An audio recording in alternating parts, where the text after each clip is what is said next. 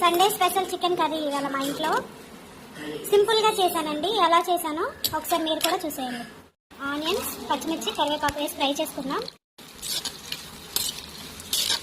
అల్లం వెల్లుల్లి పేస్ట్ కూడా వేసుకుంటున్నాను.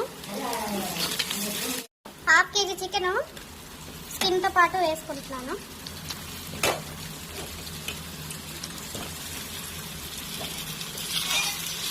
ఇప్పుడు mixing mixing mixing mixing mixing mixing.